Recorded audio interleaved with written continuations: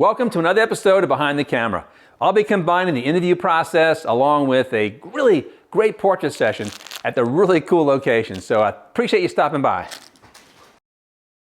During the interview, we'll be talking about their story, how they started, and so much more. I'll be creating a portrait session right afterward and give you a first-hand look at the finished product and how I handle a location portrait session. We'll also have some fun along the way. It's a great time. It's a great program. I hope you like it, because some of the best stories happen right behind the camera. We're here at TBC in Tarboro, going to talk to Franklin Winslow. He is the beer master, the guy who creates some of the best beer in the world. And we're going to talk to him about his beer and talk to him about a whole lot more, how he started in the beer business. And we're also going to do his portrait. So let's go inside and check it out.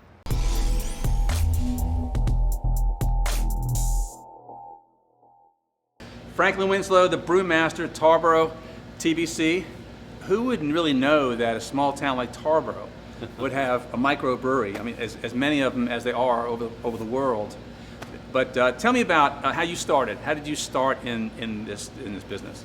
So for me, actually, when I was quite young, I think about 9, I helped my father brew this persimmon soda, and just seeing that you could do that sort of a thing at home got me geared up for it, and I sort of picked up brewing again in college, and it was always a hobby that I kept sort of in the background.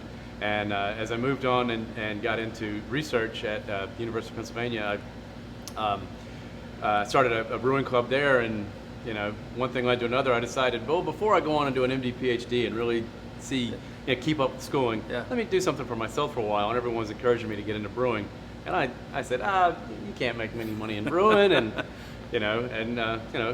I figured no one was even really paying for that, and I was wrong. There are folks out there who have breweries, and it's funny how Tarboro is really accepted, like opened armed. TBC, we got you here. Now you've also opened up in Rocky Mount, TBC Yes. West, and how does that kind of come about? So they were opening the Rocky Mountain Mills, and the options for us were to have a little spot and do a little bit of food to bring folks in the door, but also it gave us a second location with a smaller brew house. Obviously fairly large 40-barrel tanks over here, so being able to brew 3 barrels and 6 barrels at a time was a convenient sort of a pilot brew house for us to test out recipes and try things. I know the tap room is a great hangout, of course, before this COVID came on. I spent many nights down here. Great place to come. But I guess no one really realizes how much beer really goes out. I mean, how much you're shipping to other locations, and everybody would assume that it's just the tap room is all you have, with all these pretty tanks sitting here. But it's really the shipment, and how far out do you spread? I mean, how far out is it? So we do have beer going pretty much across the state of North Carolina, and just about anywhere in South Carolina too. We certainly have a couple of accounts down in Charleston even. And there have been places as far up as I think Washington D.C. that have served our beer as well. So, well, I've got some grandkids in Charleston, so I'll make a shipment run down there for you. So, load the car up, bring it down. Yeah, we appreciate that. I know it's what, 5 years? 5 years now 5 since years this week. I remember coming here that time, 5 years. This is when the pub was opened. Yeah. And we made that ceremonial drop off for the first keg down to, and that place was jammed. We must have had 100+ people down there that night. It was pretty amazing, and it was a great send off to start off. That new beer is here in town, and come and get it. I don't think we could get everybody into the underground that night. No, it was jammed. It was. I had some great images, and so it worked out extremely well. But I do like that too. But I think that also speaks to. I mean, part of the reason that this came about is that Ine and Stephen and I, we all sort of felt like, breweries have they've been places where communities can come together, and having the tap room here is a space that anybody can come and use. And it was something I said that night, and I think something that still holds true is it really does, it takes a town to raise a pint, and there is definitely something to that. It's been a great location. I can remember before you guys got into this location, I was doing engagement parties and small wedding events here. It was just an empty building that people were renting out. Yeah. So, and everybody was thinking, why here? But it's worked out to be an excellent location, and I think the first pictures that we did together, these tanks were sitting on some loading dock somewhere before they even got set up, and had a chance in the window over there before you really started. It was just beautiful light coming through. Right. But we're here to go ahead and maybe, what's your favorite beer out of everything? Oh, that's like asking me to choose my favorite kid. I'm really fond of making a lot of different styles, and I tend towards traditional beers. The Town Common, we brew it all the time, Yeah. and it's really hard to market something called an English bitter, but it's a style that we really like. So we haven't called it a bitter, but Yeah. it's basically about the closest thing you'll find to that, anywhere in this area. But I also, I'm really proud of the lagers we make too, and we call it the Tarboro Fest, but we release it as an Oktoberfest offering, and it's more like the fest beers they're making in Munich nowadays than the Märzens, but it has all of the parts, and it's still light and enjoyable, and it's perfect, I think, for the season. Both, what they're drinking in Munich now, but also for this area in September and October. I know every time a new beer comes out, I want to be able to taste it and see the difference. But my favorite, of course, is Nana's Roof. That's my and there's a special story behind Nana's Roof that I'd love for you to tell me about. So the picture on the can is actually of Eine's grandmother's house on Main Street, but Nana's Roof is actually the roof of this building.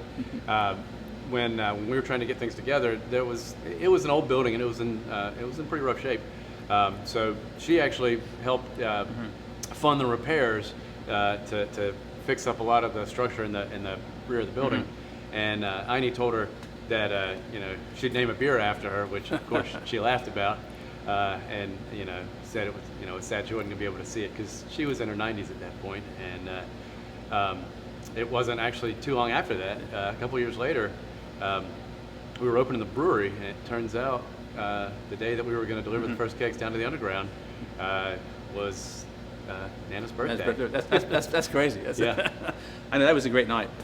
Right now we're going to get set up for a portrait. We might even drink a few beers, but it's 9 o'clock somewhere. But let me go ahead and set up. And this has been great. A little story about TBC and all the information. And we'll go ahead. I love this area right here. Every time I do a location portrait, I like to come a little bit in advance. And this is such a unique place. I think we can set up something really nice here. So I'll let you get ready. I'm going to get ready. We're going to do a portrait of Franklin, and we'll be right back. This was such a really cool place to work. All these little nooks and crannies to work with. I found this row of kegs, so I thought, let's get them right in the middle of those. I put a light behind the keg back there to light it up a little bit. I have two lights, one to my right, one behind me, kind of a fill light main light. But it gave me a chance to do some different poses and get him working surrounded by what he does for a living. And this is what I was really going after. And we wanted to go ahead and do something of him sort of in a work environment. So we moved over to the line a little bit, moved my lights over. I also still have a light behind him to help separate him a little bit, and that was really helpful to have that two light setup. This is a great location. Love this spot behind him. The light behind him, I kept that there, but the exposure was not quite there. I lightened it up a little bit. The light behind his hair really kind of lit up the background a great deal as well. Anytime that I'm doing portrait work, especially on location, you add a three-dimensional look to your image if you can get that foreground, subject, background. Anytime you can put that in place, it really does make your image pop off the page. Here we went ahead and did that same kind of look, working with the beer cans, changed my lens to more of a wide-angle lens to give it more of a dimensional look. Putting those cans out in front of the lens really helped a whole lot. Thanks so much to Franklin. This was a great session, and I'm ready to come back and have some beer. What a great session. Thank you to Franklin Winslow for giving me the time today to find out more about beer. And if you want some of the best beer on the planet, TBC in Tarboro, or go to TBC West. And if you want to find out more about what's behind the camera, go to billgoode.com for more information, or you can subscribe to my channel, and we will get you behind the camera for more details. And it is 5 o'clock somewhere, or it's actually 9 o'clock. But we're drinking beer anyway. So thanks for coming by, and don't forget, some of the best stories happen right behind the camera.